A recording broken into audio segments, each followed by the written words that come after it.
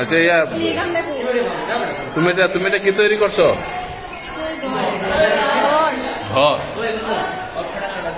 তোমরা আজকে বিজ্ঞান মেলা উপস্থাপন করার জন্য তোমরা আমরা বৃষ্টির পানি সংগ্রহ করে তার কিভাবে কাজে লাগানো যায় সেই সম্পর্কে একটি প্রজেক্ট তৈরি করতেছে।